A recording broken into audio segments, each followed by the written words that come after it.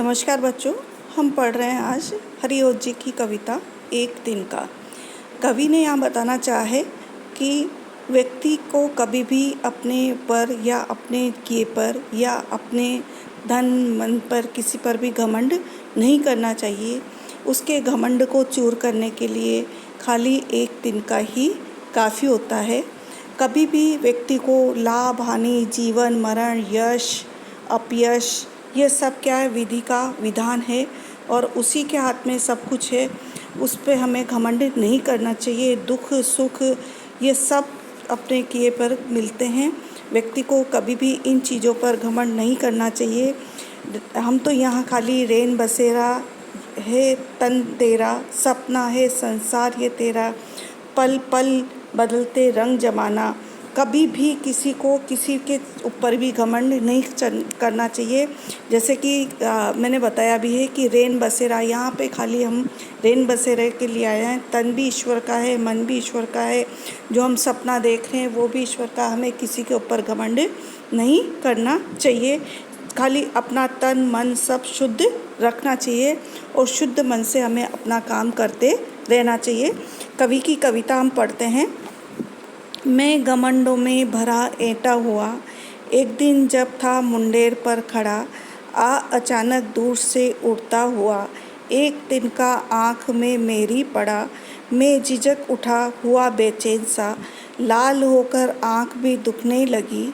मूठ देने लोग कपड़े की लगे, ऐंठ बेचारी दबे पाँवों भगी। जब किसी डब से निकल तिनका गया, तब समझ में यूँ मुझे ताने दिए। ऐंठता तू किस लिए इतना रहा, एक तिनका है बहुत तेरे लिए। हाँ, तो कवि ने यहाँ बताया कि खाली ऐंठता तू क्यों इतना रहा, एक तिनका है तेरे लिए, यानी एक तिनका तेरे लिए बहुत है। तो अपनी ऐंठ को उस तिनके के द्वारा भी दबे पाँव तुम्हारी ऐंठ कहीं चली जाएगी। अब हम पढ़ते हैं। मैं घमंडों में भरा ऐंठा हुआ। कवि यहाँ कहता है कि कोई व्यक्ति है जो कि घमंड से भरा हुआ, एक दिन जब था मुंडेर पर खड़ा। मुंडेर अपने छत की मुंडेर के ऊपर खड़ा हुआ था। अचानक दूर से उड़ता हुआ एक तिनका आया और आकर के उसकी आँख में गिर गया। एक तिनका आँख में मेरी पड़ा।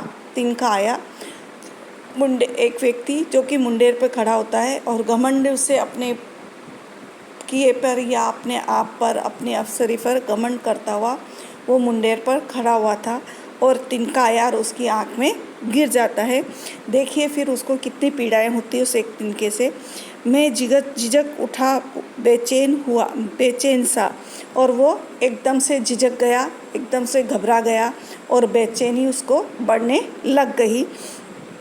लाल होकर आँख भी दुखने लगी, और जैसे ही तिनका आँख में गया तो आँख को पहले तो उसने थोड़ा मसला करा होगा, तो उससे आँख उसकी लाल हो गई और उसको उस आँख में दर्द होने लगा। मूठ देने लोग कपड़े की लगे, और जब आँख में कोई चीज़ चली जाती है या आँख दर्द होने लग जाती है तो कपड़े का एक गोला सा बना करके और मुंह से फूंक लगा करके उसको गर्म करके फिर आँख पे लगाते हैं। तो इस तरह से आँख पर आसपास खड़े हुए लोग जो इकट्ठे हो गए थे या जो घर वाले थे वो उसकी आँख पर मूठ देने लगे, गर्म कपड़ा से उसकी सेक करने लगे। ऐंठ बेचारी दबे पाँव भगी। अब जब सब लोग आ गए तो उसकी जो ऐंठ थी, जो घमंड से खड़ा हुआ था, तना हुआ था, वो धीरे धीरे उसका तनाव और उसका घमंड जो धीरे धीरे कम होने लग गया, क्योंकि उसे बेचैनी बढ़ गई। तो जैसे अब तो वो ये चाहता था कि जैसे तैसे उसकी आँख की पीड़ा कम हो जाए। उसकी जो ऐंठ थी वो धीरे धीरे जाने लग गई, क्योंकि हर कोई उसकी आँख के लिए कोई ना कोई उपाय बताए जा रहा था। जब किसी डब से निकल तिनका गया, डब से यानी किसी तरीके से, जब किसी भी तरीके से कोई कई तरह के फार्मूले आजमाए होंगे, किसी भी तरीके से उसका जब आँख का जो तिनका निकल गया, तब समझने यूँ मुझे ताने दिए। तब वो मुझे समझ आई और समझ मुझे बताने लगी, कहने लगी, और या मेरे सामने मुझे अपने आप पे लज्जा होने लगी कि ऐंठता तू किस लिए इतना रहा, कि तू इतना ऐंठ किस लिए कर रहा था, इतनी ऐंठन शरीर में लेकर के जो चल रहा था, दूसरों के सामने घमंड से अपना सिर ऊंचा किए हुए था, वो किस लिए किए हुए था। एक तिनका बहुत है तेरे लिए, एक तिनका खाली तेरे घमंड को चूर करने के लिए एक तिनका ही बहुत है। उस तिनके ने ही इतना कमाल कर दिया कि उसका घमंड समाप्त हो गया। ठीक है बच्चों, अब आगे कर